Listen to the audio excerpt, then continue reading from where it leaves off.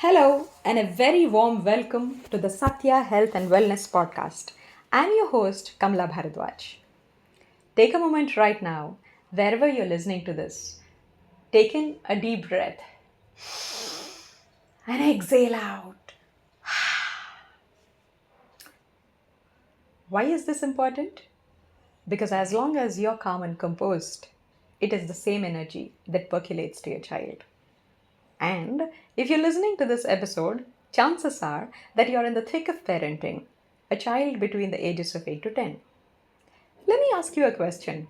Does it sound familiar that for a minute your child is your best friend, your sweetest companion, your most communicative anchor, and the very next moment your child is completely upset, annoyed, irritated, and you, as a parent, might feel that it is a very minor issue, it is an extremely insignificant matter. Why is my child taking it so seriously?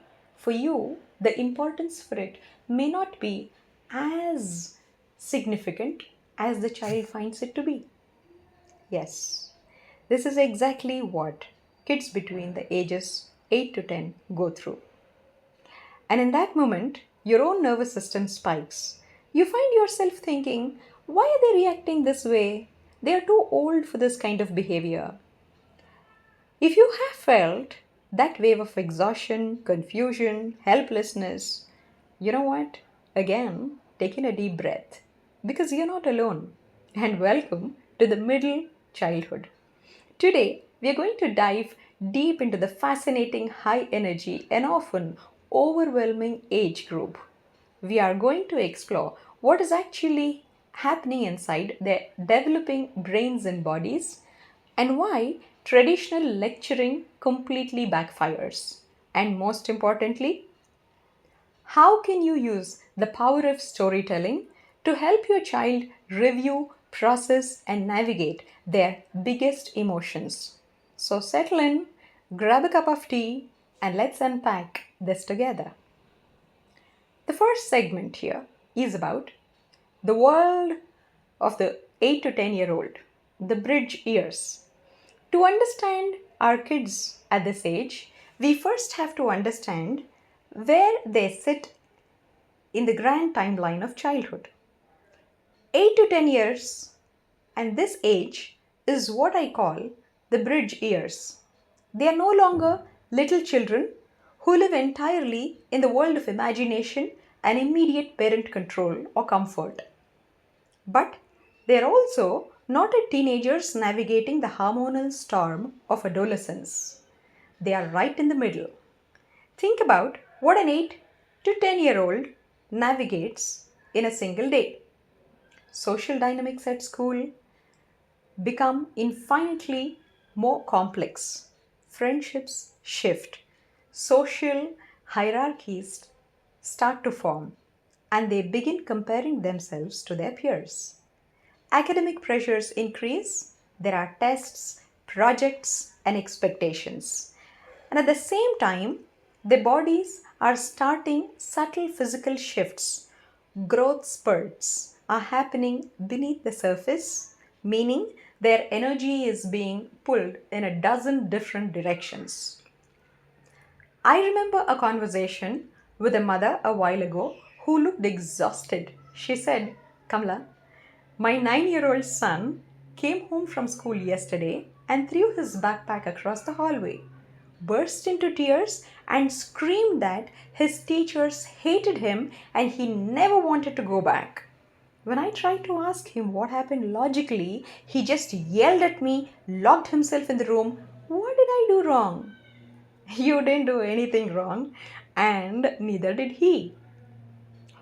What we need to realize is that at 8 to 10, children experience emotions with absolute cinematic intensity and they lack the neurological wiring to fully process or articulate them in the heat of the moment. Let's look at the science for a moment, keeping it very simple. Inside our child's heads, there is a fascinating battle between two parts of the brain. On the lower level, we have the emotional brain, the survival center, the part that triggers fight, flight, or freeze when it feels threatened, disrespected, or overwhelmed. On the upper level, we have a logical reasoning brain, the part that can look at a situation, weigh the options, and make a calm decision. Here's the catch: in an 8 to 10-year-old, the emotional brain is fully developed and loud, while the logical brain is still under heavy construction. It won't be fully built until they are in their mid 20s. So, picture this: when your child is flooded with anger, embarrassment, or frustration, their emotional brain slams like emergency brake and the logical brain gets locked out of the room. When we as parents walk up to a child in a state and say, "Why are you acting like this? Use your words. It's not a big deal." We are talking to a locked door. The logical brain isn't even online. In fact, our logical questions often feel to their nervous system like an attack, which only makes the explosion bigger.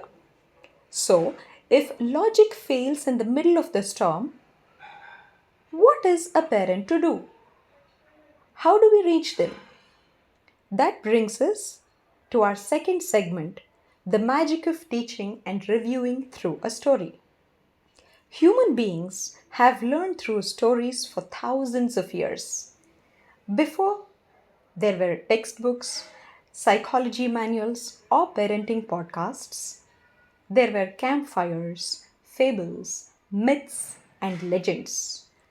And there's a profound reason why stories work so brilliantly, especially for children between 8 to 10 years of age. When a child is directly involved in a conflict, whether they fought with a sibling, yelled at a teacher, or had a meltdown over homework, their shame and defensiveness are running high. If you point a finger and say, "Let's talk about why you lost your temper today," their entire body goes on defense. They will shut down, deny, or deflect. Why? Because looking directly in the mirror of their own mistake is too painful and overwhelming for their developing ego. This is where narrative distance comes in. Instead of shining a bright spotlight directly on them, a story allows us to shine a flashlight on a character outside of them. It gives them safe distance to look at human behavior without feeling judged or cornered. Let me give you a practical example of how you can use this at home. Imagine your 9-year-old daughter had a massive outburst because she had lost a board game to her younger brother. She kicked the table, called her brother names, and stormed off. If you try to fix that right in the heat of the moment, it's a disaster. Instead, you let the dust settle. You wait until the evening, maybe at bedtime or during a quiet car ride, when you are sitting side by side rather than face to face. Remember, side by side positioning is often much less intimidating for kids than intense eye contact. You don't mention the board game at all. Instead, you tell a story. It can be fictional story you make up on the spot and the character from the book you're reading together. You might say something like this: it reminds me of a character I was reading about yesterday, a young squirrel named Pip who loved entering the great forest nut gathering race. Pip practiced every single day, but on the day of the race, another animal crossed the finish line just a second before Pip. And do you know what happened inside Pip's chest? Pip felt this sudden hot surge of heat like a volcano bubbling over. And before Pip could even think, his paws swiped out and knocked over the entire basket of nuts. Notice what just happened? You haven't mentioned your daughter's board game outburst all at once, but you have accurately described her internal experience, the heart surge, the bubbling volcano, the reaction right before thought. Then you pause and ask a curious, non judgmental question. If you were Pip in that moment, what color do you think that volcano feeling would be? Where do you think Pip felt it? Most in his tummy or right in the fist? Because if you're talking about Pip the squirrel and not your daughter, her defenses drop. She isn't defending her honor. She is literally critic and a psychologist examining the character. She might look at you and say, "It was bright red, mom, and it felt like it was right here, choking his throat." Once the emotion is safely externalized and named in the character, you can gently bridge it back to real life without any shame. That makes so much sense. Volcano feelings are so tricky. Have you ever felt a volcano feeling like that? Maybe even recently? Suddenly the child opens up. They're able to say, "Yeah, I felt like that today when the game didn't go my way." You have bypassed the defensive wall entirely. You didn't lecture, you illuminated. You allowed them to review their own behavior through a safe mirror of a story. Somatic tools and daily emotional regulation. Now, exploring emotions through stories is wonderful for reflection and insight. But what about when the moment is happening or when we want to give your children practical everyday tools to handle those big surges of energy? As a practitioner of holistic health and wellness, I always remind parents of one fundamental truth. Emotions are not just thoughts in the head, they are physical experiences in our body. When an 8 or 10-year-old feels angry, anxious, or overwhelmed, their body is flooded with physical sensations: a racing heart, shallow breathing, clenched fists, tight stomach, trembling legs.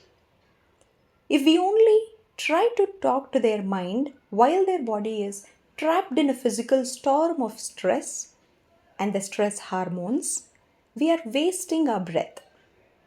We have to address the body first. We have to help them regulate their physical nervous system. And here are three simple, holistic, and engaging tools that you can introduce to your 8 to 10-year olds when they are learning to navigate their emotional weather. Tool number one: the anchor breath. Kids at this age love practical imagery. When they are feeling stressed or angry, tell them their body is like a ship tossed around the stormy sea. To steady the ship, they need to drop an anchor. The anchor is their breath. Teach them what I call the square breath or box breathing.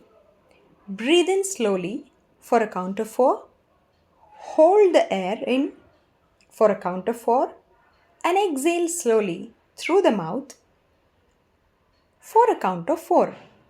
And hold the empty space for 4, which means you inhale, hold, exhale, and hold. Inhale for 4 counts, which is 4 seconds. Hold your breath for 4 seconds. Exhale 4 seconds, and then again, just hold your breath for 4 seconds. You can practice this together with everyone, and when everyone is calm, so that when the storm hits, it becomes an automatic muscle memory. Tool number two: movement as release. Emotions are energy in motion. The word emotion literally means energy in motion. If a child tries to suppress anger or anxiety, that energy gets trapped in their muscles. If your child is having a high energy emotional spike, do not tell them to sit still or calm down. That is physically impossible for a nervous system in overdrive. Instead, give that energy a safe exit.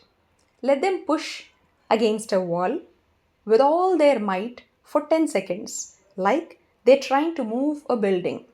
Let them shake out their hands vigorously, like wet dogs shaking off water. Or have them do 10 jumping jacks to burn off the adrenaline spike. Once the excess physical charge is released, the emotional storm calms down naturally. Tool number 3, the emotion meter. Sometimes kids don't have the vocabulary to say, I am feeling slightly irritated versus I am feeling enraged. Create an emotion meter at home. You can even draw it on a whiteboard or a piece of paper together. Use a car engine metaphor. Level 1. The engine is turned off, peaceful, calm, resting. Level 2. Idling smoothly, ready for school, playing nicely. Level 3. Revving up, a little frustrated, getting impatient. Level 4. Running hot, smoke coming out of the hood, getting angry or very anxious. Level 5, total engine breakdown, a full meltdown or explosion. When kids can point to the meter and say, Mom, my engine is at the level 4 right now, it gives both of you a shared language. You don't have to guess what state they are in. They have given you a dashboard report. And parents, let's remember our own dashboard. A child's nervous system regulates through ours. If our child's engine hits a level 4 and our own engine immediately revs up to the level 5 in frustration, we are just two race cars crashing into each other on the track. When they are loud, we need to be quiet. When they are fast, we need to slow down. Our grounded presence is their safest anchor. Final perspective, and what we take away from this podcast is that as we start to wrap up today's episode, I want to leave you with a core philosophy from our work here at Satya Health and Wellness. Raising children through these dynamic times, beautiful times, and sometimes turbulent middle childhood years is not about preventing big emotions. That's an impossible goal. Kids are going to feel angry, they are going to feel disappointed, jealous, overwhelmed, anxious, irritated, and frankly, they need to feel those emotions and those things to develop an emotional intelligence. Our job as young parents is not to be emotion blockers. Our job is to be emotion coaches. When we step back from the need to immediately correct, lecture, or fix every outburst, and instead step in with curiosity, a narrative distance, and somatic awareness, something incredible happens. Our children stop seeing their emotions as enemies to be feared or hidden away. They start seeing them as messengers. They learn to say, huh, my body is feeling this way because something is bothering me. Let's figure it out. That is true emotional resilience. That is the gift that lasts a lifetime. Thank you so much for spending this time with me today on the Satya Wellness Podcast. If this episode resonated with you, I invite you to share it with another parent who might be navigating the wonderful, wild world of raising an 8 to 10-year-old. Take a deep breath, give yourself grace for all the moments you're figuring it out all alone, all along the way, and remember to lead with grounded presence. And up until next time, take care, stay balanced. Namaste. Thank you so much. What a pleasure.